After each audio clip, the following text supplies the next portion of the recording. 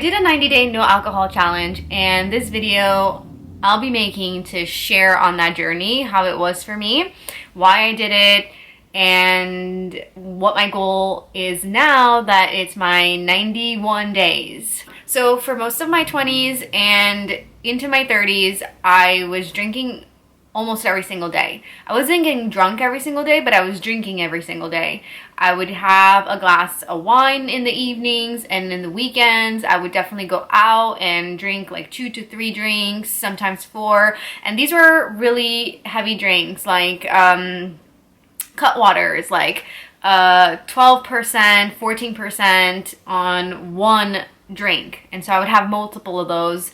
So after realizing this pattern of drinking of mine, that I was drinking too often and more than I would like for many years now, I decided, it's time to make a change around that. I'm not liking that I'm always drinking so much. I would go out, and in my water bottle, I would either have like wine in there or a margarita. My water bottle would often not be water. It would be some kind of alcohol. And I love beer, I love wine, I love a good cocktail, but I realized that I was just overdoing it. I think I just wasn't happy with how much alcohol I was drinking, and I just felt like I wanted to change that. I didn't want to feel like I needed this thing in order to feel okay. I really wanted to actually just even face my problems, face myself, face my life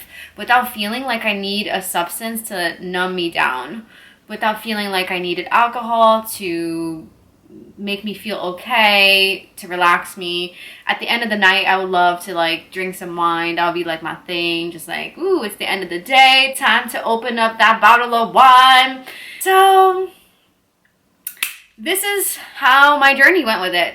I stopped drinking the day after St. Patrick's Day. I was like, okay, let's go out with the bang. Might as well, and it's a good thing to keep in mind too, because I knew that after St. Patrick's Day, I would not be drinking anymore, and having that date in my head made it easy for me to count where I started. So I started the day after St. Patrick's Day. The first couple of days that I stopped drinking, it felt kind of normal. It just felt like, whatever, just normal. I did go out to a little mini festival during that weekend that I stopped, and there was that little part of me that was just like, a beer or a White Claw would be nice right now. For the first few days, I was fine. But then by day 4, day 5, I really just started craving it. I was craving a beer because I would have the habit of going to the bar and just ordering a beer, going to the boardwalk and just strolling around with a canned beer that I go buy and then just stroll around with. Despite my cravings, I just kept trucking along. I knew that I wasn't going to turn to alcohol to make me feel better. I wasn't going to turn to alcohol for entertainment. I wasn't going to turn to alcohol for anything. I was just going to turn to water. What I noticed that I started doing is that I started to buy energy drinks. So that was during my first few weeks.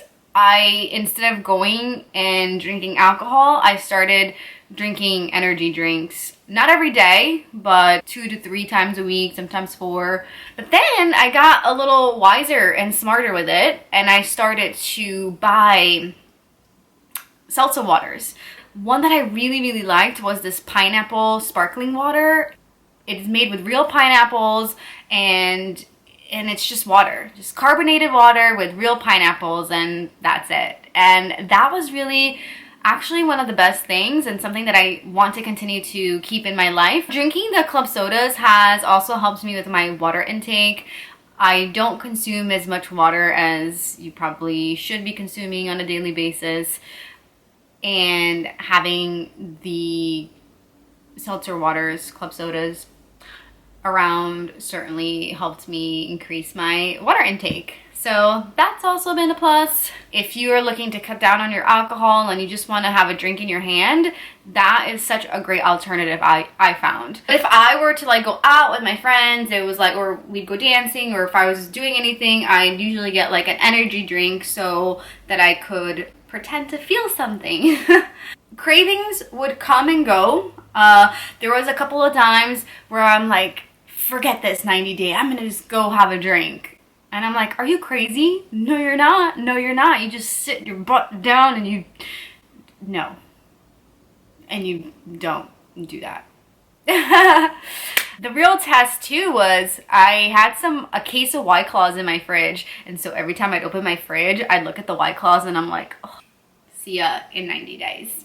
And then there were times where the thought would cross my mind of like, oh, just forget it. Just go into the fridge and have a White Claw. And then I'd have to like rebuttal that thought with like, no, no, no.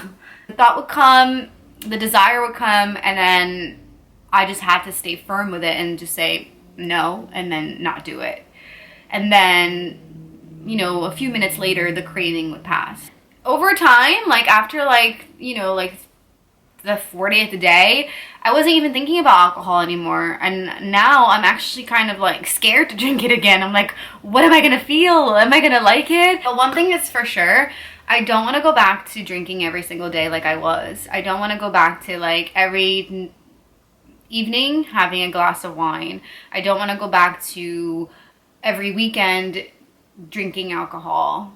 I certainly want to keep it for more like special occasions. I still love a good beer. I still love a good cocktail. I love wine. I'm excited to see different wineries in the world. I'm excited to try delicious cocktails, have a margarita at a Mexican restaurant. I just don't want it to be a habit where I'm every single day needing a drink to unwind and going to the bar and having like 2 to 3 drinks. My goal now is to keep it more like special occasions, where if I am hanging out with friends and they're visiting, or maybe like a brunch here or there, having some mimosas, a good mimosa.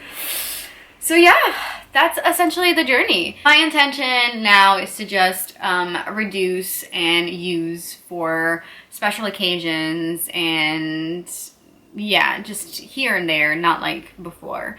And so I am actually grateful for that version of me who decided to say, okay, let's cut this down, let's make a change. And I think it's also been good for my health, not waking up hungover. Oh, this is a big point too. I used to think that I needed alcohol in order to have fun, and yeah, having a drink and going out and being buzzed and partying was fun, is fun. But I learned to be able to actually have fun without it. I was able to go and hang out with friends and not need to drink in order to have fun. I was able to connect with people and not feel like I needed to drink in order to like be more at ease. And that too has been really valuable to see and to notice and to observe, to not feel like I need the alcohol in order to have a good time, and that I could still have a good time without the alcohol. That has also been something that has been a part of my experience. So definitely recommend you try. I'm not gonna make any recommendations. You do what you want. But I think if you ever do feel like you may want to reduce or cut alcohol from your diet. Diet, is that how you say it? Cut alcohol from your diet? I don't know, cut alcohol from your behaviors. Is that the way? If you just want to cut or reduce alcohol, substituting the habit with club soda has been really helpful. Do you call it club soda or do you call it seltzer water? Seltzer water. Seltzer water.